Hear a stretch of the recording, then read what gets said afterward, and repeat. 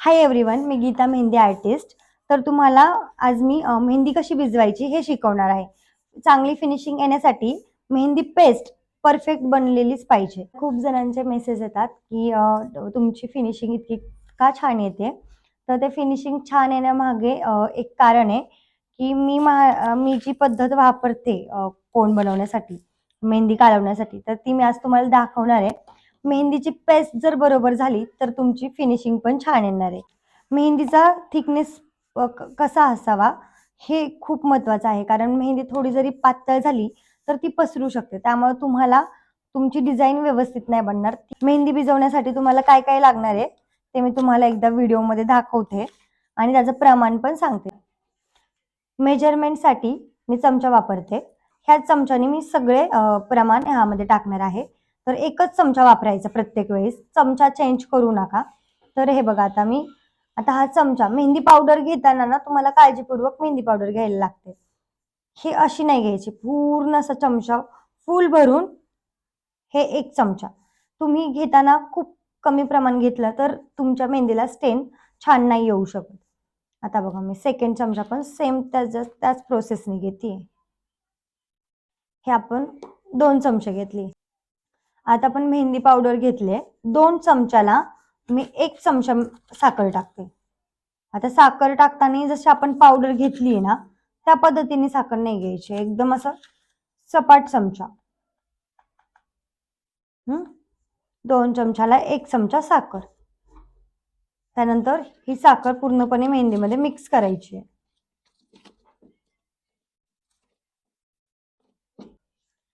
आता आपल्याला पाणी थोडं थोडं टाकायचं, एकदम पाणी नाही टाकायचं. बघा, मी अगोदर थोडं टाकलंय आणि हे पूर्ण असं मिक्स करून घ्यायचं. मग परत तुम्हाला पाणी लागलं ना परत तुम्ही ऍड करायचं. एकदम पाणी टाकू नका.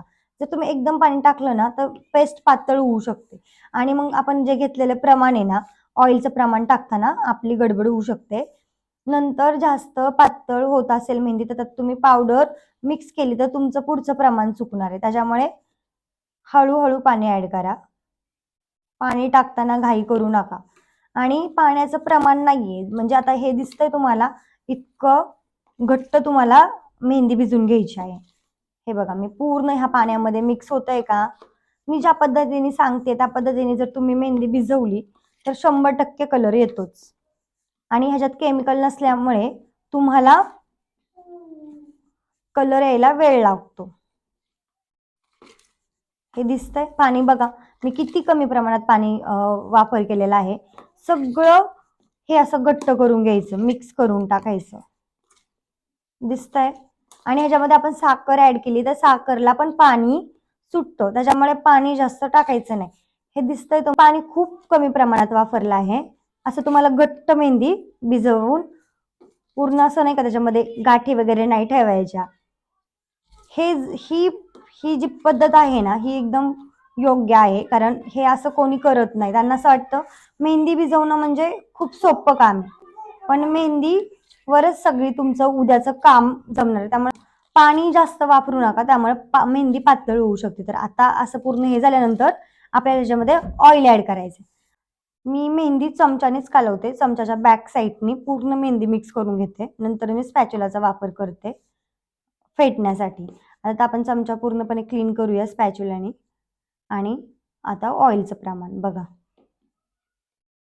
आता मी हे ऑइल जे वापरते हे निलगिरी आणि लवंग मिक्स ऑइल आहे.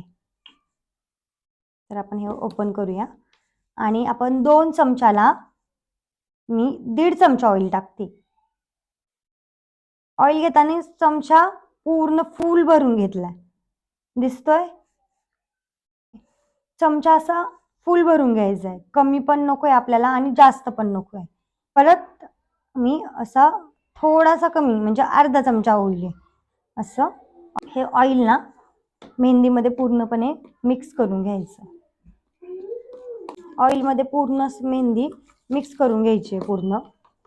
हे झाल्यानंतर चमचा स्पॅच्युलाने क्लीन करायचा आहे आणि ह्याच्यानंतर ओके स्पॅच्युलाने मेहंदी क्लीन करायची आहे. तुम्ही मेहंदी आर्टिस्ट असताल तर या पद्धतीने मेहंदी भिजवून बघा. आता आपण ह्याला 8 तासानंतर बघा मेहंदी कशी फेटायची हा व्हिडिओ पण मी पोस्ट करेल, तर तुम्ही तो पण पहा. कारण मेहंदी पेटताना तुम्ही जे पाण्याचं प्रमाण ऍड करता ते जास्त नाही करायचं. आता हे जे बघा, उद्या मला ना खूप थोडंसं पाणी लागणार आहे हे मेहंदी फेटण्यासाठी. जास्त जर पाणी ऍड केलं तर तुमच्या मेहंदी स्टेनला प्रॉब्लेम होईल. तर आपण उद्या बघूया पुढची प्रोसेस.